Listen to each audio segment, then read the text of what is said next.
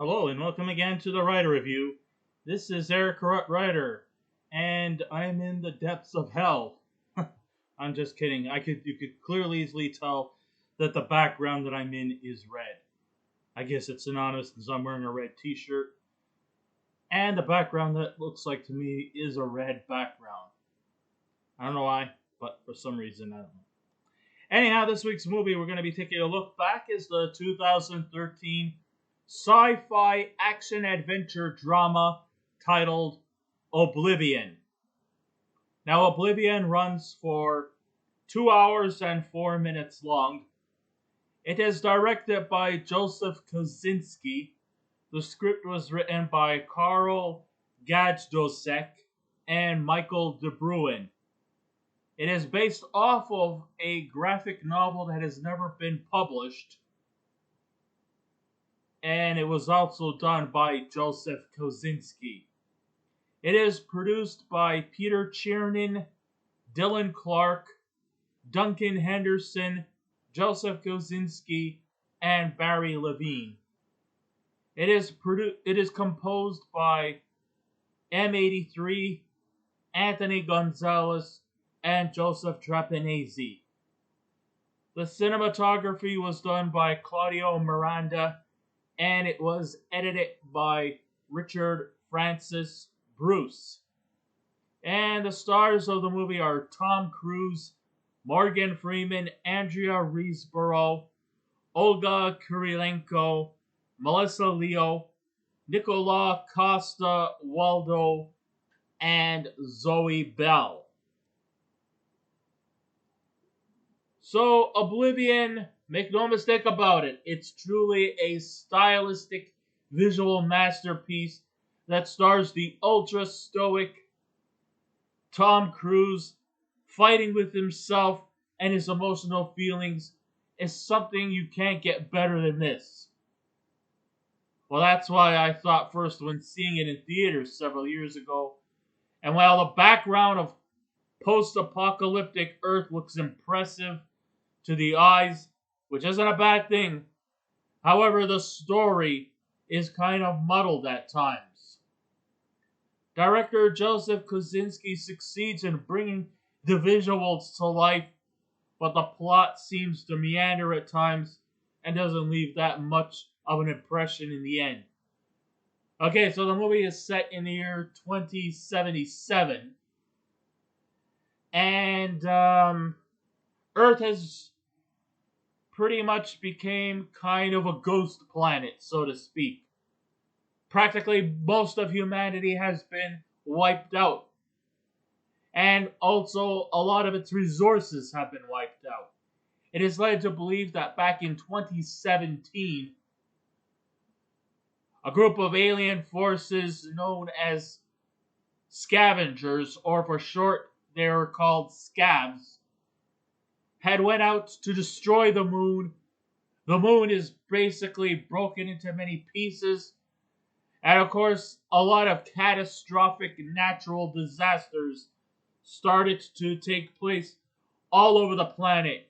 Tsunamis, floods, cold spells, the works.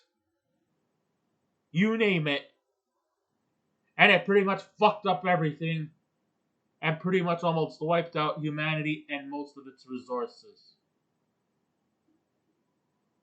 Two people who have been kind of remained on Earth is a character named Jack Harper, played by Tom Cruise, and his assistant, Vika, or Victoria Olsen, well, she is usually called Vika, played by Andrea Riseborough. They kind of stay in some kind of a chamber of some sort, a tower of some sort, or some kind of like headquarters where where they eat and sleep, and they pretty much they're not necessarily a couple, but they do seem to be living in the same quarters. Jack is kind of like a technician, sort of a repairman, who fixes these drones and makes sure that everything is functioning fine. Whereas, uh, whereas Vika, she pretty much stays in the tower, where I believe she does basically the office paperwork and the communications. She's in charge of communications mostly, to keep track of Jack, and spends a lot of time, communicating with some mission control director who goes by the name of Sally, played by Melissa Leo. And her job is basically to supervise Jack and Vika to make sure that everything is that everything that the Tet, which is supposed to be some kind of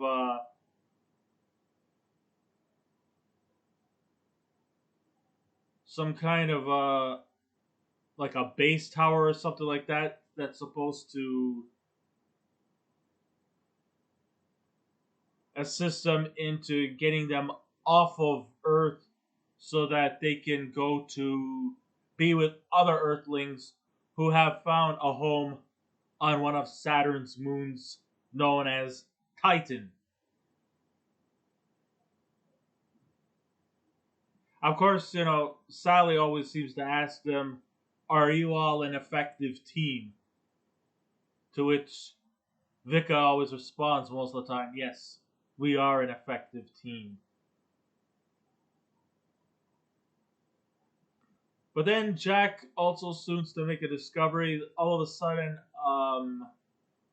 I guess some kind of space shuttle known as the Odyssey lands, and inside a pod, we discover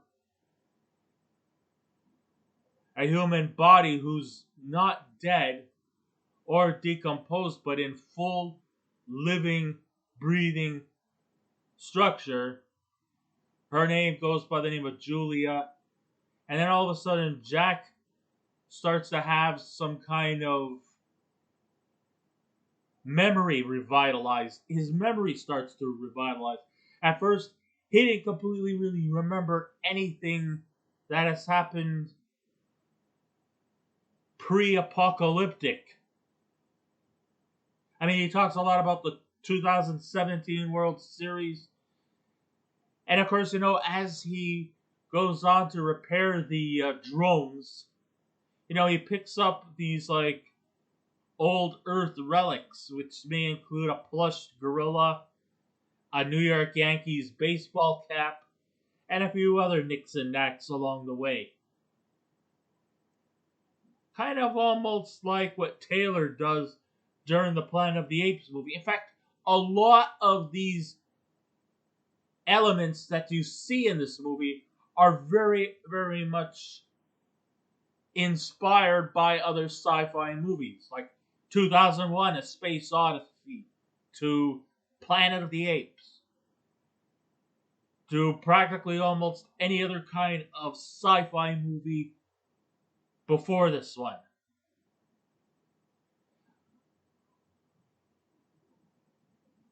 So Tom Cruise, he turns in the best performance in this movie as Jack Harper. As Harper, he is the closest to a fully fleshed character compared to the other characters in the movie. The rest of the cast kind of just lacks character development that they truly deserve. Now, apparently, it has been revealed that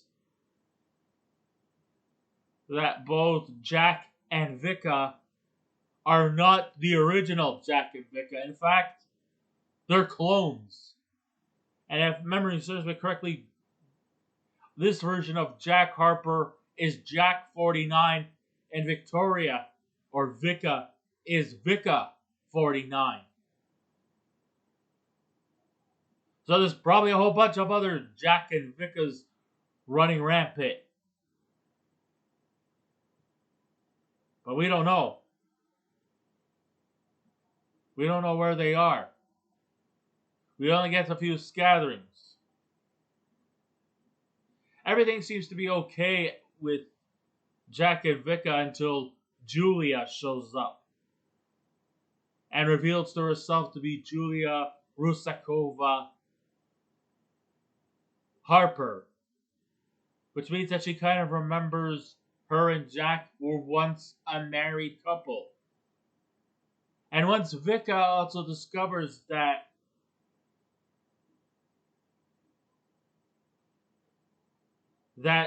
Jack and Julia were a married couple, of course, I believe there was some kind of,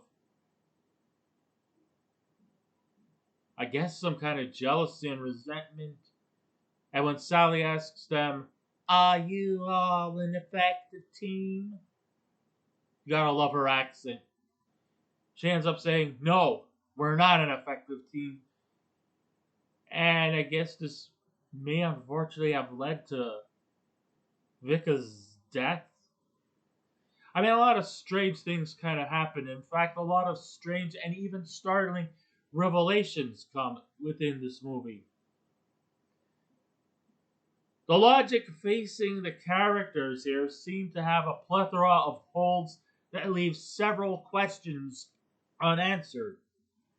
So the setting of this movie takes place on Earth in the year 2077, which has become practically almost uninhabitable due to an alien invasion in which the aliens, simply known as scabs, destroyed the moon, leaving Earth to suffer catastrophic weather disasters that wiped out almost the entire population. Or at least so that's what the narrative tells us. I mean, apparently the scabs have a different story to tell, which I will get to a bit. The surviving humans migrated to Titan, which is Saturn's largest moon. What? I thought they all were following the Elon Musk route and take their home on the neighboring planet of Earth, simply known as the little red planet called Mars. But no, no, we're not going. We're not going to Mars, folks. We're going to inhabit Titan, Saturn's largest moon, and you can put a ring around on that. Get it? Saturn because it has a ring. All right.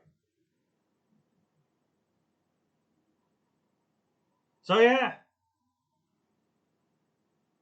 and this spacecraft or this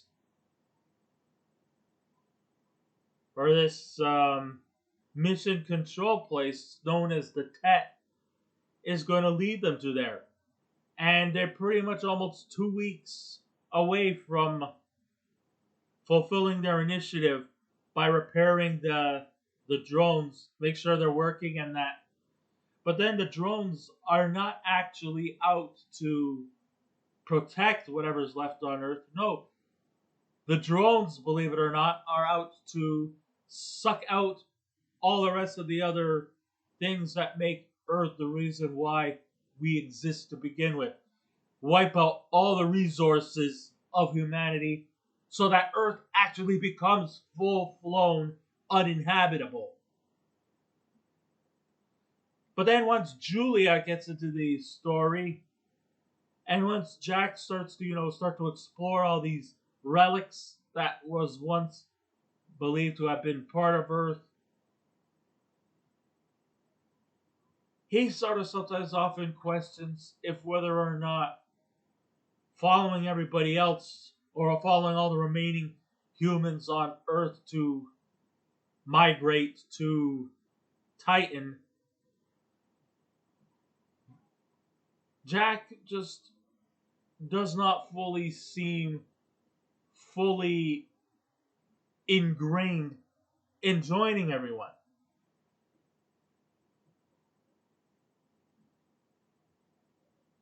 So the whole idea of Jack and Vika trying to fulfill their mission so that they could join the TET in taking them to Titan,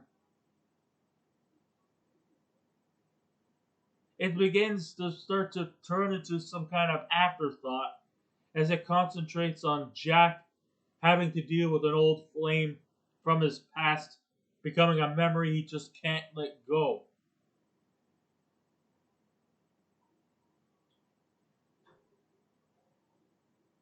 I mean, there's even a scene where Jack discovers that the Tet has been cloning a bunch of Jack and Vickers, especially when he meets another cloned duplicate of him. And they eventually have a fight, which inevitably leads to him, like, putting him into, like, the triangle submission hold, suffocating whoever this clone duplicate is. And so now Jack 49 has been replaced by Jack 52. And then we also have some other startling revelations. At first, when you see the scabs, with their predator masks, at first glance you think that these scabs are a bunch of like alien creatures who look like they're direct descendants of the predator, with the predator mask and a bit of the almost primitive like look, almost like the Jawas from Star Wars. But then once he blasts one of them and takes their head off, it has been revealed that these alien creatures called the scabs are not really alien creatures. They're actually humans, led by a leading scab by the name of Malcolm Beach, played by Morgan Freeman, who reveals that they're not really who the Tet makes them out to believe, and that the story that they tell, that the scabs were the ones responsible for blowing up the moon and causing Earth to disintegrate into a uninhabitable ruined wasteland. He believes that the Tet actually has a lot more evil intentions, and that these drones that he is repairing are actually out to take out and expunge all the living resources that Earth has to offer. There was even a scene where Jack actually goes to a small remote area where there's still grasslands, a small little like a hut or a shack or something like that, and it still has a pristine, gorgeous little pond with grass growing and trees. He takes one of these flowers or these plants. He takes them over to Vika to give as a gift. But instead of showing her appreciation for it, she throws it out the window right away, saying that it's no good. This kind of gives sort of an indication that although Jack and Vika may probably come across a little bit like a couple, but the only reason why they're a couple is because they're the only two who know each other. So I guess they decide to keep each other in good company. Sure, there might probably be some level of physical attraction to each other. The love and the passion, however, is strictly almost like semi-platonic. There might be some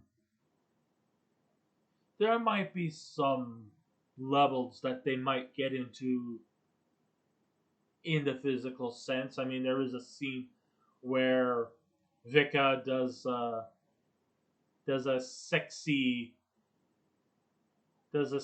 swim dip, completely in the nude. I know I don't want to bring that kind of thing up, but it just goes to show you that there was some physical attraction with them, but really no deep rooted love. And I guess that kind of disintegrates once Julie enters the picture, when he starts to finally realize and comes to his senses that she was a person who he has been dreaming of for many, many years. This is the reason why Jack and Victoria have never aged, because the Tet has been cloning them. to look a certain way and to act a certain way. And I guess if you're going through some cloning processes, your aging just stalls.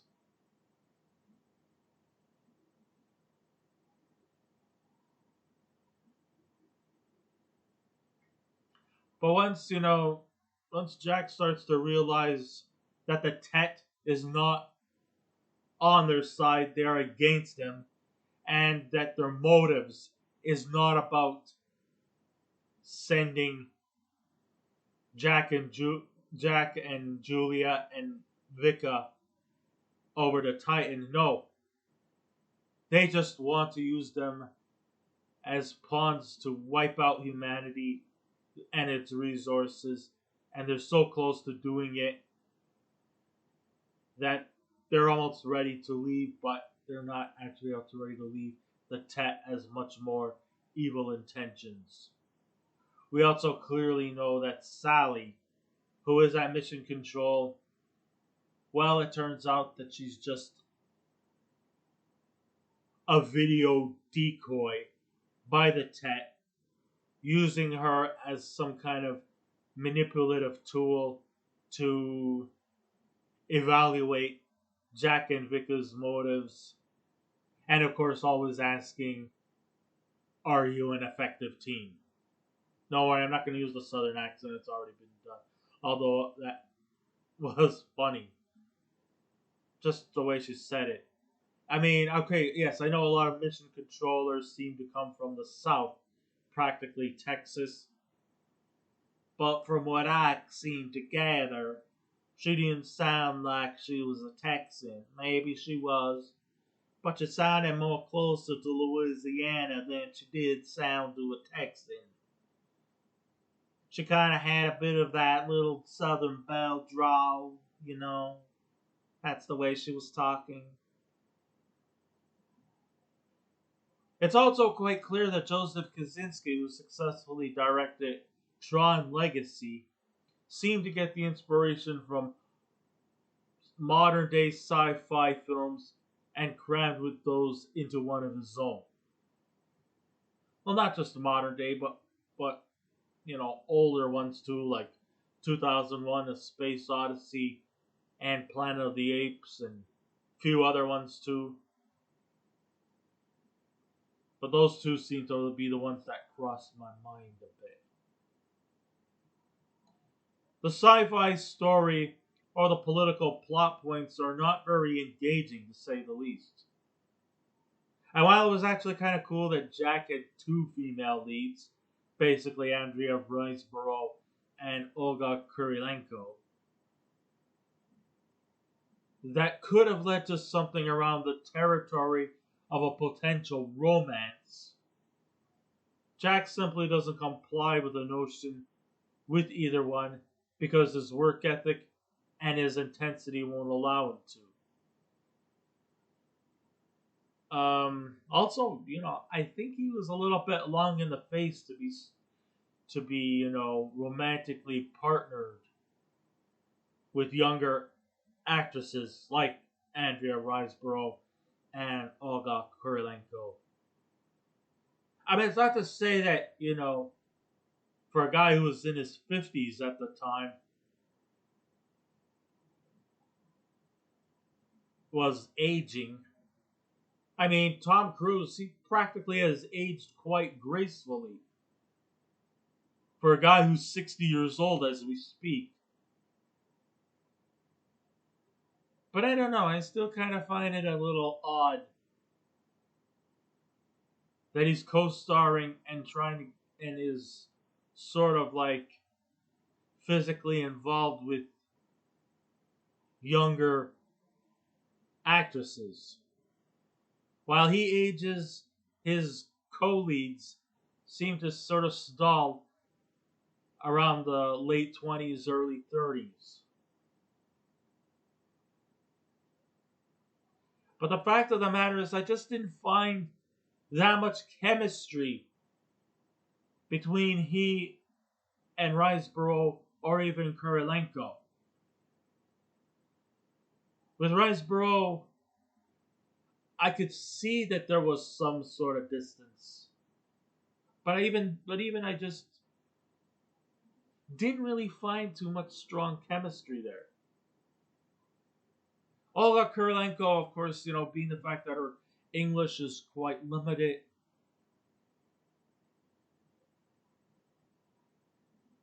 she does she doesn't really have much character depth.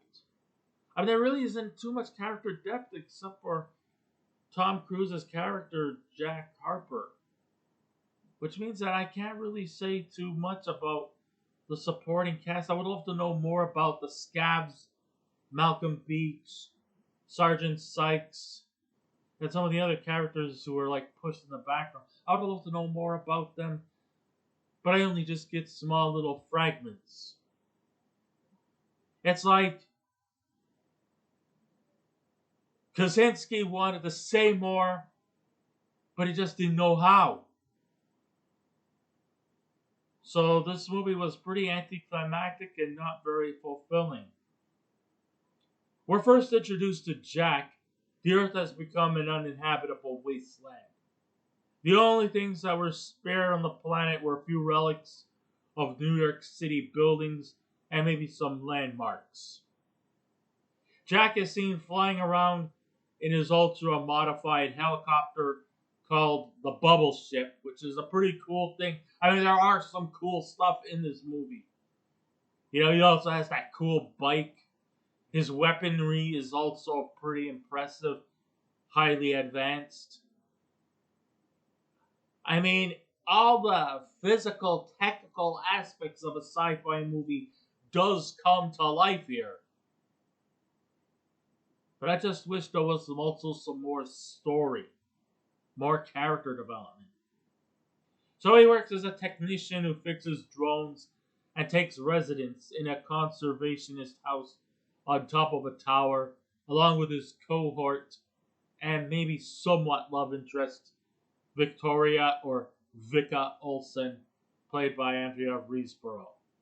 Vika serves as his communications officer and seems to lead the mission while Jack searches, well, he lurches around, I guess, for drones in need of repair while looking for hostile scabs, the last remaining scavengers who were allegedly claimed to be responsible for the Earth's inevitable destruction 60 years prior.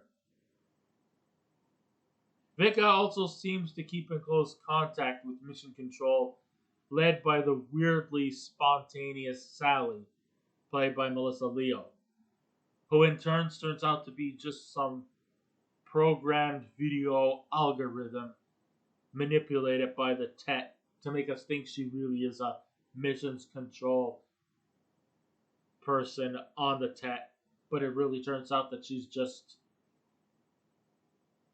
an amalgamation, an algorithm. That's the word. Because in reality, the Tet is just using her video as a decoy to make you think that she's an authentic mission control person, but she's not. The Tet is just using her for their own purposes. Every waking minute, Vika always has this chirpy demeanor about her line of work, claiming it to be just another day in paradise, and gets questioned by Sally if she and Jack are still an effective team. Vika remains spot on with positive reinforcements, but that is until Julia comes around. And while Victoria hopes that their relationship can go beyond just a platonic professional one, Jack doesn't seem to have the same feelings as her. Jack and Vika years ago had their memories expunged. But then again, it turns out that they weren't just expunged, they were cloned. And this was due for security protection. However, Jack still has some of his memories in store as he seems to be haunted by a mysterious dark-haired woman from his past. Earth has this strange manipulative pull that keeps Jack from ever leaving this fractured planet, feeling that there is still a way of hope that humanity could be reborn. Meanwhile, Vika has in mind on set and returning with her fellow humans as they are now occupying themselves on Saturn's largest moon, Titan. Or so that's what the Tet wants you to believe. Every day she keeps tabs for Jack regarding how many more weeks left till they part ways from Earth to join everyone else on Titan. But Jack is not enthusiastic about leaving just yet. When he rescues a human survivor from the rubble of a spaceship called the Odyssey, which crash lands, and there was a portal. And inside that pod or portal was the woman of his dreams, a woman who he keeps reminding himself of. Her name is Julia Rosakova, played by Olga Kurylenko, the girl from his memories. And from there, it's all about Jack and Julia, and Vika just doesn't seem to take kindly. So, in the tradition of other films from Tom Cruise's film past, like Top Gun, Mission Impossible, and Jack Reacher, Jack Harper will do anything possible to save the day, and we are optimistic that he will.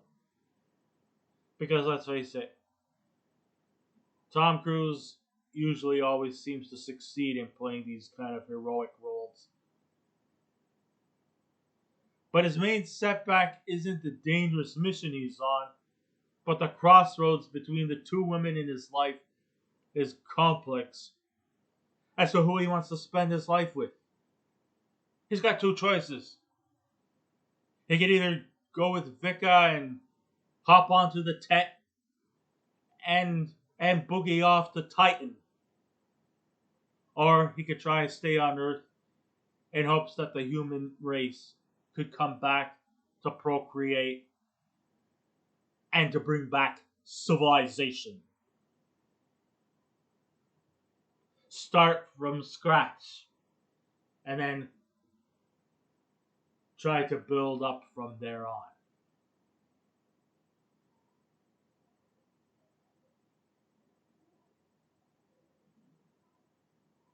I mean, the movie does consist of kind of like a whole bunch of genres aside from the sci-fi emphasis. There's also drama. There's some action too. I'm not going to say romantic because there's not really too much in the romantic area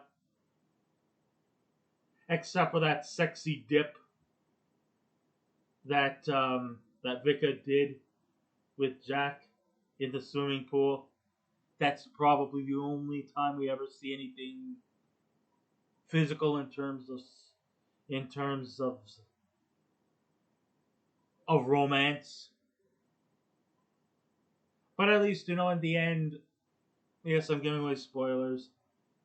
The end, of course, when Jack 52 realizes what the Tet's real intentions were, that there was no Titan. The Tet was just to wipe out humanity so that nobody on Earth, so that Earth could become 100% purely uninhabitable. And we get to see the Tet's real intentions. Jack only leaves the Tet with one last word. Fuck you, Sally. And with some kind of laser beams, he destroys the Tet. Jack and Julia manage to live off to this small little area where there's life on Earth. They become a couple, they have a daughter. The remaining scavengers, or also known as the scabs. Well, they also come by to, I guess, inhabit the earth as well. And, yeah, everything just has a bittersweet ending.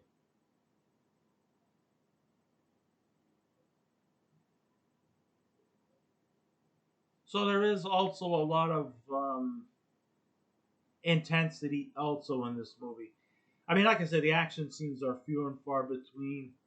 There is more drama than there is action.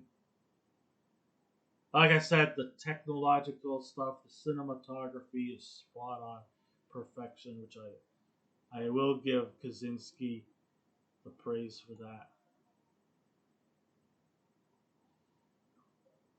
If there's any other closest character who comes close to development, I would also have to give a praise to Morgan Freeman. He is a welcome here as the leader of an underground resistance group who were once believed to have been the catalysts for the destruction of the moon, the scabs, when really they're not. But the problem with Morgan Freeman's performance is that he's only on for a limited time, which questions why is he second billing after Tom Cruise. We love you, Morgan, but I still don't think you deserve a second billing. Maybe after Andrea Riseborough and Olga Kurylenko, then we can probably put you at fourth billing. But second billing, I don't think you're like right at that level. When it comes time for the great climax, we don't know what just hit us because the energy of the story gets drained out in the end.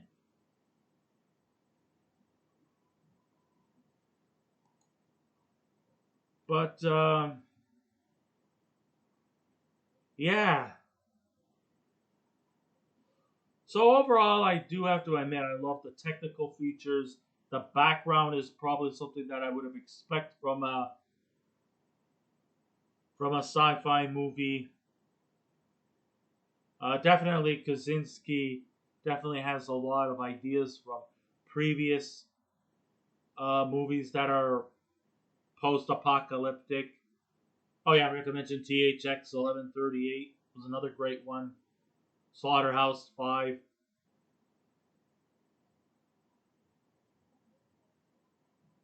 But the thing of the matter is that what really happens here is that there's a lot of great technical features, but not enough story, not enough character development. I mean, just like outside of Jack Harper, most of the other characters are very underdeveloped and have no real backstory. That's what's kind of missing here. So because of that, if I was to give this movie a scale out of 10, I would give Oblivion from 2013 a 6 out of 10. So I guess this ends my writer review. Thank you all for listening in. If you wish to subscribe to my YouTube channel, please feel free to do so. If you wish to leave a comment, go right ahead, but just remember the 3 simple rules. Be kind, be courteous, and please refrain from any rude comments. And I will be back again with another movie review. So until next time, this is Eric Rat Rider saying, keep watching those movies, and I'll see you around.